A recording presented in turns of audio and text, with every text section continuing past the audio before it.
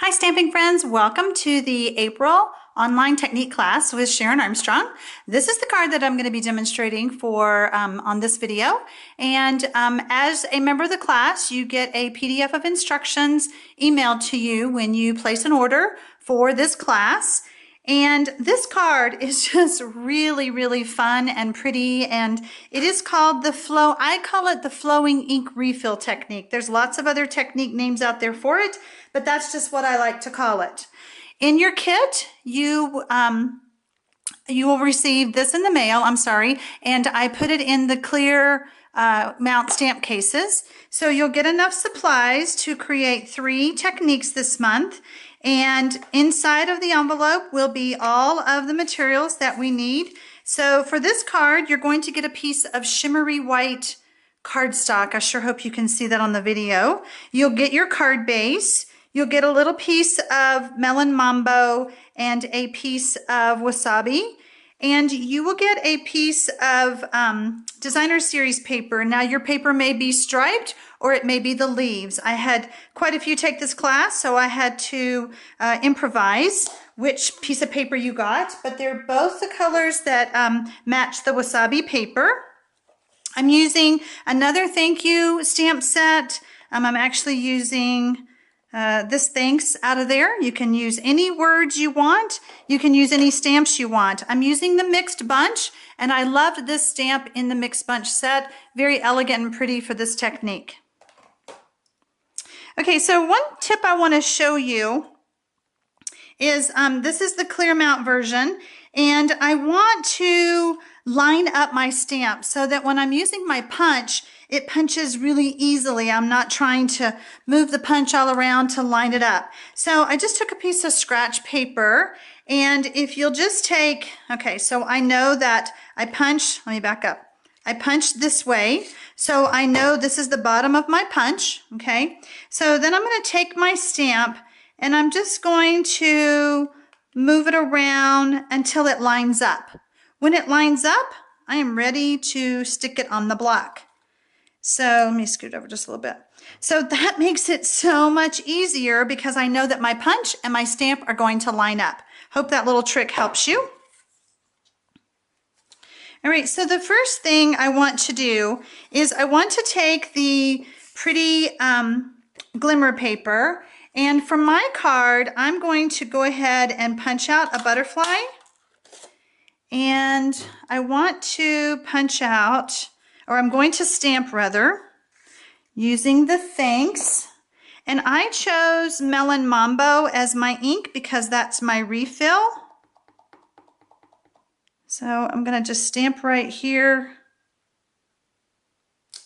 Okay, and then I need to punch it out.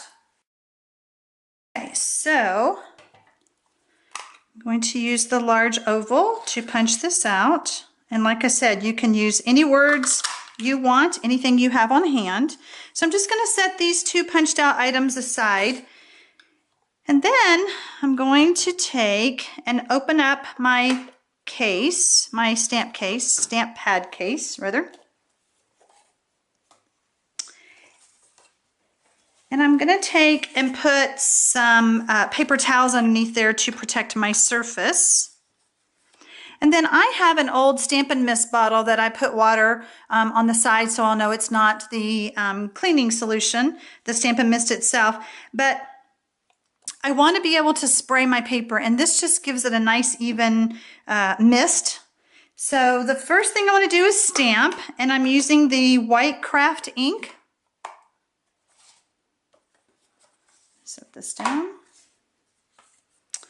and we'll get our stamp. And I know you probably can't see it on the video because it is white on white. I can't even see it. So I'm stamping 2 pieces. And then I will pour some embossing powder on it.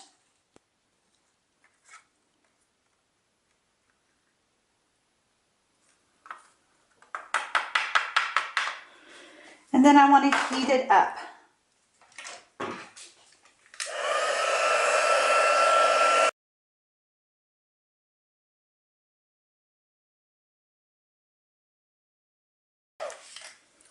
Okay, so I hope you can see, but it's very shiny. You want to heat the stamped image until everything is really shiny and that powder is really melted into the ink. All right, so I'm using the Melon Mambo refill, and I'm just going to put a drop on the inside of my pad. And I'm using the inside of my pad because when I'm all done, I can just close it up and you can see what I did before. It absorbs back into the stamp pad and I'm not wasting anything. You'll need an aqua painter for this technique. So the first thing I want to do is spray my paper really good. Okay, and now you understand why I punched out did my stamping and my punching first, because I don't want those to get wet. I just want my stamped image to get wet. So you'll want to kind of squeeze, you'll put water in your aqua painter and kind of squeeze the bulb until it's a good wet brush. And then I'm going to pick up my ink and then I'm just going to touch it to my stamped image.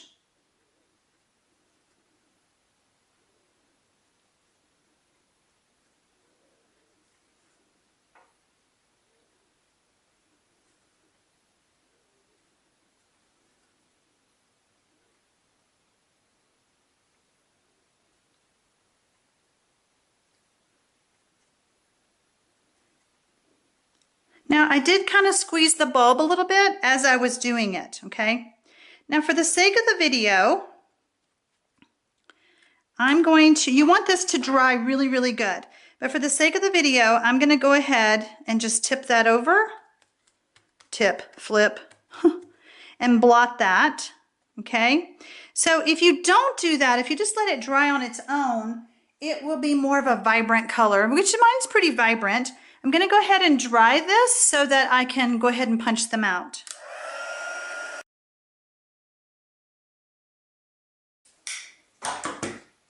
Once it's dry, you can kind of see like I didn't really get a space right there. I could go back and do it again. So there is a way to fix it.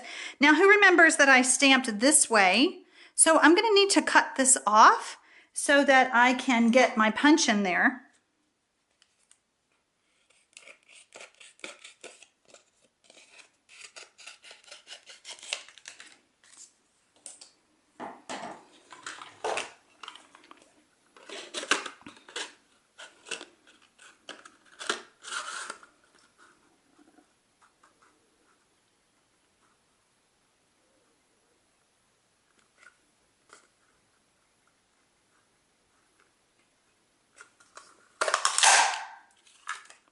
I'm telling you, it's so much easier if you line your stamps up the way I showed you when you go to punch.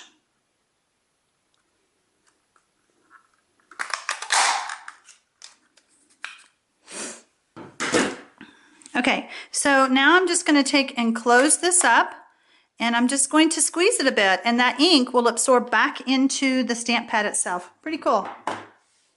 All right, so now we are ready. Make sure my area is not wet. I'm ready to create a little banner, and this is what I'm doing. This is the look I'm after. So I'm just going to use my snips. There's lots of different ways you can do this. If you have a framelit that's that size of a banner, you could do that, but this is just as easy.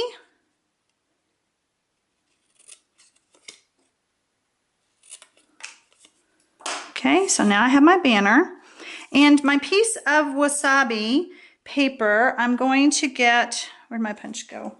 You know, I lose more things. Oh, there it is. All right, so the first thing I want to do is punch out my scallop oval. Now I gave you quite a bit because if you want to have leaves coming off your flower, you could use a leaf punch or something so you have lots of green. This paper that I'm using that already has the leaves on it, you can't see the leaves, so there's really no reason to do that. All right, so the first thing is my paper doesn't want to lay down, my card doesn't want to lay down, so I'm going to take a bone folder and just kind of crease that. Okay. And then I'm going to take my snail. Now you may like the other side. Depends on what Reinker you're using. You could go for this side.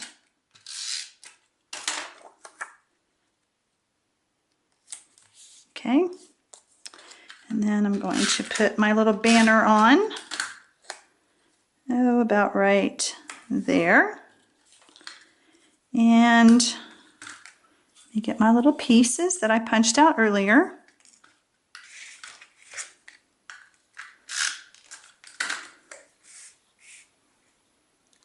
Layer that.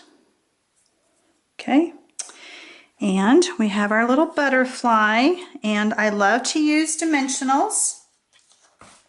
So I'm going to put this on with a dimensional. Okay. And I'm going to put that on right about there. And I'm going to go ahead and put some dimensionals on the back of this. You can, or you don't have to, but I love dimensionals. If you ever take any of my online classes, you know I use lots of dimensionals, so I highly recommend you stock up on those. Okay, all right, so now we're ready to add some dimensionals to the back of our flowers.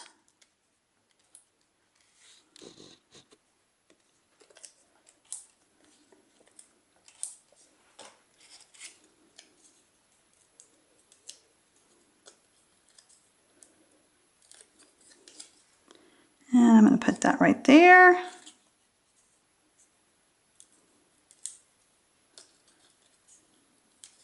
Oops. And this one about right there. And then we need some bling on our butterfly. I love our rhinestones, and these rows are just perfect for the butterflies. So I'm just going to take a piece of the row, and then I just put it on like that, and then just kind of tear it with my fingers. And that card is done. I hope you enjoyed this fun technique and playing with reinkers. They're not just for inking up your stamp pads. See you on the next video.